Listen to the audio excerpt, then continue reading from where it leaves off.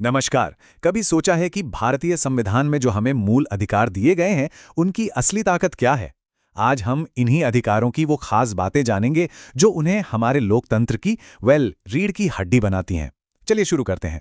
तो चलिए एक सीधे सवाल से ही शुरू करते हैं।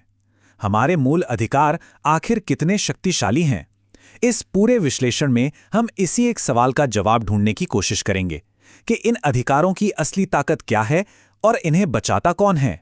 अच्छा, तो इसे समझने के लिए हम इसे 5 हिस्सों में देखेंगे। सबसे पहले ये अधिकार हैं किसके लिए, फिर इनका सुरक्षा कवच क्या है, इसके बाद देखेंगे कि आज़ादी और समाज के बीच बैलेंस कैसे बनता है, इन अधिकारों की लिमिट्स क्या हैं, और आखिर में उस लीगल फ्रेमवर्क पर नजर डालेंगे जो इन्हें हमेशा रेलेवेंट बनाए रखता है। तो चलिए पहले पॉइंट से ही शुरू करते हैं। तो पहला सवाल, आखिर ये अधिकार हैं किसके लिए और इनका नेचर कैसा है? देखिए, इनकी पावर को समझने से पहले ये जानना बहुत जरूरी है। अब यहाँ एक बहुत ही इंटरेस्टिंग बात है। कुछ मूल अधिकार तो सिर्फ भारतीय नागरिकों के लिए ही हैं, लेकिन कुछ अधिकार ऐसे भी हैं जो भारत की जमीन पर मौजूद हर इंसान के लिए हैं, फिर चाहे वो कोई विदेशी हो या फिर कोई कंपनी। मतलब हमारे संविधान का जो सुरक्षा कवच है ना, वो सिर्फ अपने नागरिकों तक ही सीमित नहीं है। इन अधिकारों का एक और पहलू है, इनका ड्यूअल कैरेक्टर। कुछ अधिकार आप कह सकते हैं नेगेटिव हैं, मतलब वो सरकार की ताकत पर लिमिट लगाते हैं, एक तरह से सरकार के लिए स्टॉप साइन का काम करते हैं। वहीं कुछ अधिकार पॉजिटिव हैं, जो सरकार को ये निर्देश देते हैं कि वो लोगों के लिए खास सुविधाएं बनाएं, जैसे कि शिक्षा का अधिकार। तो अधिकार तो हैं, पर क्या हो अगर कोई इन्हें छीनने की कोशिश करे? यहीं पर हमारा दूसरा पॉइंट आता है, इन अधिकारों का सुरक्षा कवच। क्योंकि बिना सिक्योरिटी के तो अधिकार सिर्फ कागज के टुकड़े रह जाते हैं। ये पूरी सुरक्षा एक शब्द में छिपी है, न्यायोचित या जस्टिशिएबल।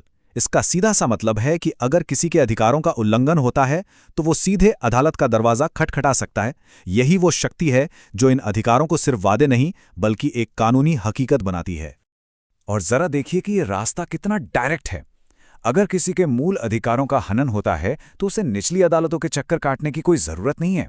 वो सीधा देश की सबसे बड़ी अदालत यानी सुप्रीम कोर्ट जा सकता है। ऐसा इसलिए क्योंकि संविधान ने खुद सुप्रीम कोर्ट को इन अधिकारों का गारंटर और प्रोटेक्टर बनाया है। तो इतनी पावर, इसका मतलब क्या ये अधिकार अनलिमिटेड हैं? क्या कोई जो चाहे वो कर सकता है? जवाब है नहीं। और यहीं पर हमारा तीसरा और शायद सबसे दिलचस्प पहलू आता है, इंडिविजुअल फ्रीडम और सोसाइटी की जरूरतों के बीच का बैलेंस।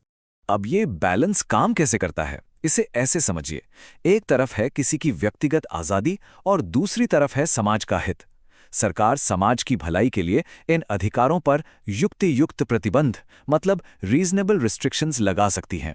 लेकिन सबसे बड़ी बात यह है कि कोई रोक रीजनेबल है या नहीं, इसका आखिरी फैसला अदालतें करती हैं, ताकि पावर का गलत इस्तेमाल ना हो सके।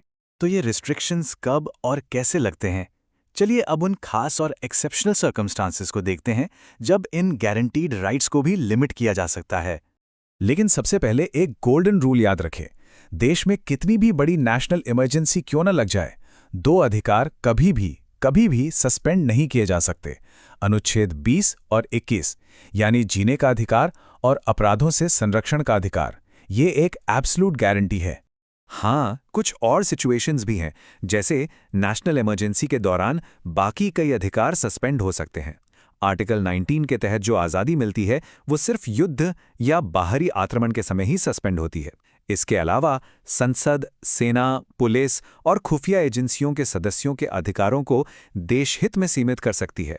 और जिन इलाकों में मार्शल लॉ लगा हो वहां भी इन अधिकारों पर रोक लग सकती है। तो अब आते हैं हमारे आखिरी पॉइंट पर। क्या ये अधिकार पत्थर की लकीर हैं जिन्हें कभी बदला ही नहीं जा सकता? बिल्कुल नहीं।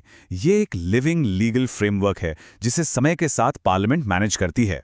लेकिन ठहरिए, इन अधिकारों में बदलाव करना कोई बच्चों का खेल नहीं है।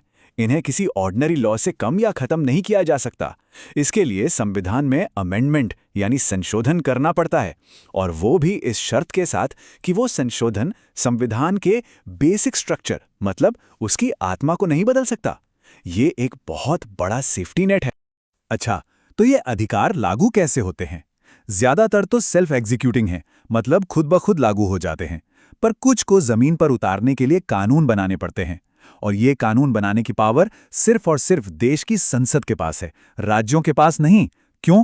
ताकि पूरे देश में कश्मीर से लेकर कन्याकुमारी तक हर किसी को एक जैसे अधिकार मिलें। इससे ये सही मायनों में एक नेशनल फ्रेमवर्क बनता है। तो हमने देखा कि हमारे मूल अधिकार कितने पावरफुल हैं, पर एब्सोल्यूट नहीं है। एक तरफ व्यक्ति की आज़ादी है, दूसरी तरफ समाज का हित, और इनके बीच एक कांस्टेंट बैलेंसिंग एक्ट चलता रहता है। अब एक सवाल आपके लिए, अधिकार और उन पर लगी पाबंदियों के बीच क्या आपको लगता है कि ये संतुलन सही है? इस पे सोचिएगा ज़रूर।